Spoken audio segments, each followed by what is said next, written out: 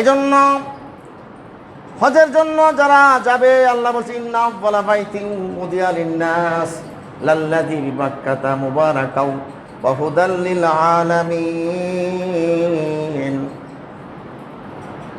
ফীহি আয়াতুম বাইনাতুম। আল্লাহ বলেন সেই ঘরের মধ্যে অনেক নিদর্শন আছে। সুবহানাল্লাহ বলেন। মাকামু ইব্রাহিম, মাকাম ইব্রাহিম আছে না নাই? সেখানে যারা হজ করতে গেছেন, যারা দেখছেন একটা মানুষ মাকাম ইব্রাহিম, যেখানে ইব্রাহিম পয়গাম্বর আল্লাহর ঘর নির্মাণ করার সময় দাঁড়ায় কি করছেন? ওটা নির্মাণ করেছেন। আবার যেখানে দাঁড়ায় তিনি নামাজ পড়ছেন সেখানে সেটা মাকাম ইব্রাহিম। সেখানে নামাজ পড়লে কি হয়? যা চাইবে আমার আল্লাহর দরবারে আল্লাহ পাক ওই মাকাম ইব্রাহিমের খাতিরে আমার আল্লাহ সমস্ত মনের আশা পুরা করে দিবে। বাইতুল্লাহ এমন একটা ঘর, সেখানে যাবেন লব্বাইক আল্লাহুম্মা লব্বাইক লব্বাইক লা শারীকা লাক লব্বাইক ইন্নাল হামদা নি'মাতা লাক ওয়াল মুলক লা শারীকা লাক লব্বাইক। আল্লাহ আমি হাজির, আল্লাহ আমি হাজির। বলেন না সুবহানাল্লাহ। কখন হাজির হলেন? এটা একটা কখন ছিল? যখন আমার আল্লাহ রাব্বুল আলামিন বলেছেন আজদিন ফিন্নাসে ইয়াতুকা রিজালা। আল্লাহ যখন বলছেন ইব্রাহিম বাইতুল্লাহ বানাইছো, আযান দাও, আমার বান্দারা যেন আমার ঘরে এসে তাওয়াফ করে। বলেন না সুবহানাল্লাহ। ইব্রাহিম পয়গম্বর বলে আল্লাহ আমি বাইতুল্লাহতে আযান দিব, আমার আযান তো মাত্র আধা মাইল, 1 মাইল বা 10 মাইল চলে যাইতে পারে, কিন্তু গোটা মাখলুকাতে তো আমার আযান যাবে না, আমি তো এত বড় আমার আওয়াজ নাই। আল্লাহ বলে ইব্রাহিম পয়গম্বর তুমি আযান দাও, তুমি আযান দিবা, আর আমি আল্লাহ সুবহানাহু ওয়া তাআলা তোমার আযানটাকে গোটা বিশ্বের তো মাখলুকাত আছে সকলের কানের মধ্যে আমি আযান পৌঁছায়া দিব। সে আল্লাহর সে ক্ষমতা আছে না নাই? সেখানে যারা ইব্রাহিম পয়গম্বর আযান দিয়েছিল, কিতাবের মধ্যে আসছে মাকাম ইব্রাহিম দ্বারাই অথবা আবুল কুবাইস পারে আযান দিছে। আর যে সমস্ত আল্লাহর বান্দারা একবার লাব্বাইক বলছে, লাব্বাইক আল্লাহুম্মা লাব্বাইক যারা একবারে বলেছে, তারা জীবনে একবার হলো হজ তারা করতে পারবে। সুবহানাল্লাহ। যারা 2 বার বলেছে লাব্বাইক, তারা 2 বার আল্লাহর ঘরে যাবে। যারা 3 বার বলেছে লাব্বাইক আল্লাহুম্মা লাব্বাইক লাব্বাইক লা শারীকা লাক লাব্বাইক ইন্নাল হামদা নি'মাতা লাক ওয়াল মুলক লা শারীকা লাক লাব্বাইক, যারা লাব্বাইকের আওয়াজ যারা দিয়েছে, আল্লাহ তোমার ঘরে আমি হাজির, তোমার ডাকে সাড়া দিলাম, আল্লাহ কই সমস্ত বান্দারা আমার ঘর জিয়ারত না করে তারা মৃত্যুবরণ করবে না। এই বাইতুল্লাহতে এমন সব হবে, এমন সব হবে। বাইতুল্লাহতে আপনাকে একটা কদম দিলেন, একবার তওয়াফ করলে, একবার হাঁটলে, একটা কদমের কারণে আল্লাহ পাক আপনার আমলনামায় 70,000 সওয়াব দান করে দিবে। আর 1 রাকাত নামাজ পড়লে 1 লক্ষ রাকাতের সওয়াব দান করে দিবে। 1 রাকাতে 1 লক্ষ রাকাতের সওয়াব। আর যদি একবার আল্লাহু আকবার বলেন, 1 লক্ষ বার আল্লাহু আকবার বলা সওয়াব দান করে দিবে। যদি লা ইলাহা ইল্লাল্লাহু মুহাম্মাদুর রাসূলুল্লাহ পড়ে একবার বাংলাদেশে বসে 1 লক্ষ বার পড়লে যে সওয়াব হবে, বাইতুল্লাহ থেকে একবার কালিমা পড়লে সমান সওয়াব আল্লাহ দান করে দিবে। সে বাইতুল্লাহতে যাওয়ার জন্য ইচ্ছা আছে না নাই? সম্মানিত সুধী, যারা হিন্দু তারা বলে যে আমরা মূর্তি বানিয়ে পূজা করি, মাটির পুতুল বানিয়ে পূজা করি, তোমরা আমাদেরকে কাফের মুশরিক বলো। তোমরা তো বাইতুল্লাহতে একটা পাথরের ঘরকে কি করে সেজদা করো, এটা কি মানে পূজা হবে না? না না না, বাইতুল্লাহতে 1 রাকাত নামাজ পড়লে 1 লক্ষ রাকাতের সওয়াব হয়। বাইতুল্লাহর একটা যে নির্দিষ্ট হেরাম আছে, হেরামের মধ্যে পড়লে সওয়াব হবে। তুমি মিনায় যান তাহলে 1 রাকাতে 1 টাকার সওয়াব হবে। সুবহানাল্লাহ। তাহলে আমরা কি করি? 10 লাখ 5 লাখ টাকা খরচ করে হজে যায় যারা হাজি সব, তারা যদি মনে করে যে না বাইতুল্লাহতে 1 রাকাতে 1 লক্ষ রাকাতের সওয়াব হবে, আমি বাইতুল্লাহ ছাড়া কোথাও যাব না, অথচ 7 তারিখে মিনা যেতে হবে, 8 তারিখে মুজদালিফা আসতে হবে, 9 তারিখে আরাফা যাইতে হবে, 10 তারিখে আবার মিনা যায় কোরবানি করতে হবে, তার মানে বোঝা গেল এটা হচ্ছে আমার আল্লাহর বিধান, আল্লাহর বিধান পালন করার জন্য আল্লাহ আমাকে যেখানে আদেশ করে সেখানে যাইতে আমরা প্রস্তুত। আল্লাহর বিধান পালন করার দরকার আছে না নাই? আল্লাহ বলে ইল্লাহি আলান নাসি হিজ্জুল বাইতি মান ইসতাতা ইলাইহি সাবিলা। যাদের সামর্থ্যবান আছে, যারা ধনবান ব্যক্তি, তাদের উপরে আমার আল্লাহ হজ ফরজ করেছে। হজ কি করেছে? ফরজ করেছে। আমরা রোজা রাখার জন্য সচেষ্ট হই, নামাজ পড়ার জন্য আমরা ইচ্ছা পোষণ নামাজ পড়ি, কিন্তু হজের কথা বলে আমার এখনো হজ ফরজ হয় নাই বা হজ ফরজ হয়েছে। আমার মেয়ে বিয়ে দিব, আমার ছেলে বিয়ে করাইব, একটা বাড়ি বানাবো, সুন্দর করে বানায় হজে যাব। আসলে কি এটা কি আপনার জন্য শর্ত?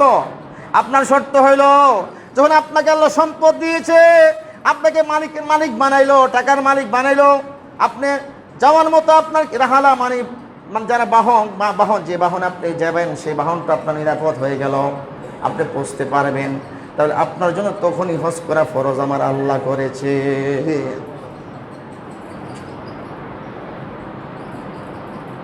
হজে না গেলে কি হবে? আল্লাহ রসুল বলেছেন ইহুদি হয়ে মরবে, নাসারা হয়ে মরবে, এটা আল্লাহর জিম্মাদারি থাকবে না। চিৎকার দিয়ে বলেন নাউজুবিল্লাহ। তাহলে আমাদের হজ যাদের ফরজ হয়েছে তারা হজ আদায় করা দরকার আছে না নাই?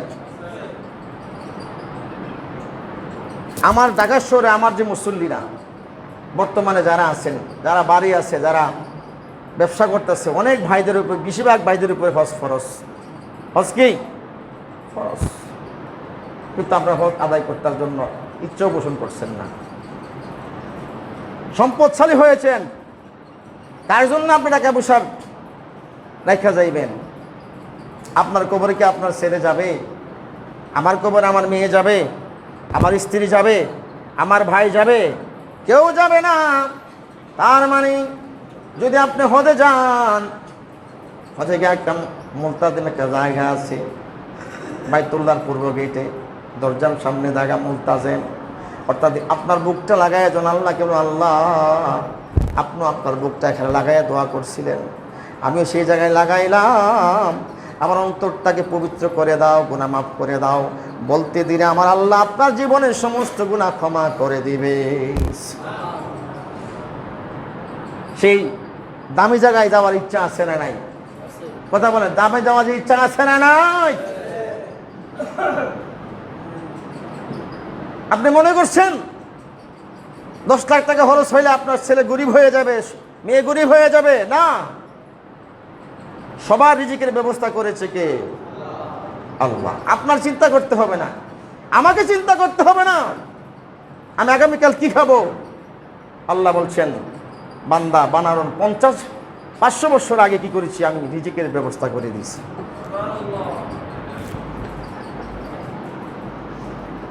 এজন্য বলবো বাবারা, চারো মাযহাবে ঐক্যমত পোষণ করেছেন যে হজ জীবনে একবার ফরজ। কতবার ফরজ? একবার ফরজ।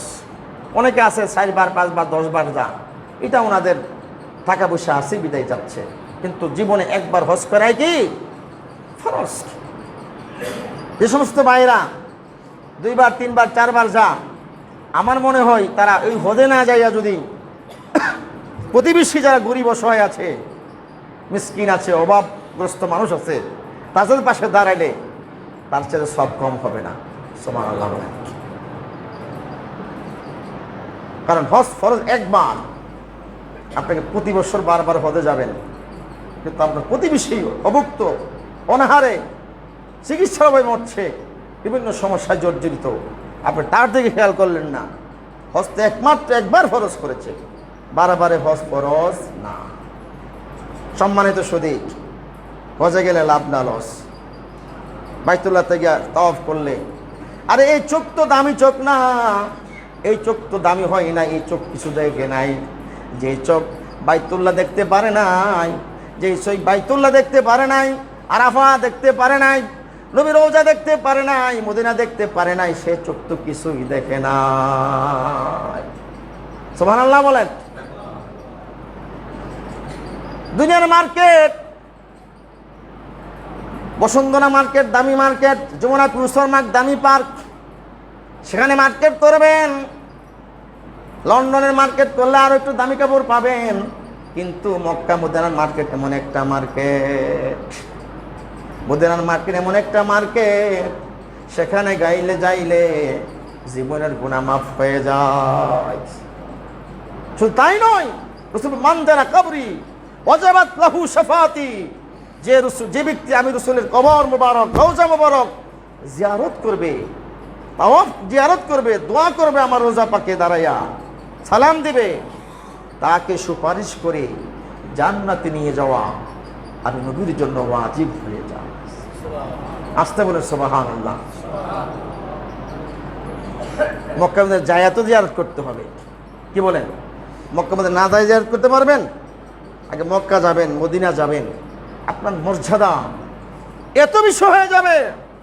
হাদিসের মধ্যে আসছে, আপনি হজ করতে যারা গেল, হাদিস সাহেবরা যখন বাড়িতে আসলো, বাড়িতে আসার আগে আল্লাহ রাব্বুল আলামিন তাদের জীবনের যত গুনাহ আছে সমস্ত অপরাধগুলো আল্লাহ ক্ষমা করে দেয়। কবলাতে নবজাত শিশু জন্মগ্রহণ করলে যেমন নিষ্পাপ থাকে, নিষ্কণ্টক থাকে, আর যে ব্যক্তি হজ করলো, সম্পূর্ণ করলো, মক্কা মদিনা শেষ করে আসলো, একনিষ্ঠ আল্লাহকে রাজি করার জন্য আখলাসের সাথে গেল, আসলো, আল্লাহ সুবহানাহু ওয়া তাআলা তার অতীত জীবনের সমস্ত গুনাহ ক্ষমা করে দিবে। হাদিসে আসছে হাদিস সাহেবদেরকে আগায় আনার জন্য, ঘরে ঢোকার আগে যদি আপনি যে হাদিস সাহেবের সাথে সাক্ষাৎ করেন আর দোয়া চান যে হাদিস সাহেব আপনি হজ করে এসেছেন, আল্লাহর বাড়ি দেখেছেন, মাকাম ইব্রাহিম দেখেছেন, বাইতুল্লাহ জিয়ারত করছেন, আরাফা অবস্থান করছেন, মিনা অবস্থান করছেন, মুজদালিফা অবস্থান করছেন, আমার রওজা মুবারক জিয়ারত করছেন, আল্লাহর মাকবুল বান্দা হয়েছেন, নবীর প্রিয় হয়েছেন, আপনি দোয়া করেন। রাসূল বলছেন ওই ব্যক্তি হাদিস সাহেব যে দোয়া করবে, আল্লাহ সুবহানাহু ওয়া তাআলা সঙ্গে সঙ্গে হাদিস সাহেবের দোয়া কবুল হয়ে যাবে। তাহলে কত মর্যাদাবান, কত মর্যাদাবান একজন হাদিস সাহেব।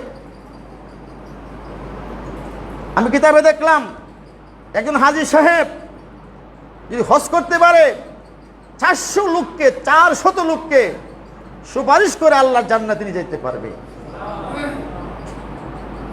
এজন্য যারা হজ ফরজ হয়েছে তারা হজ করবেন।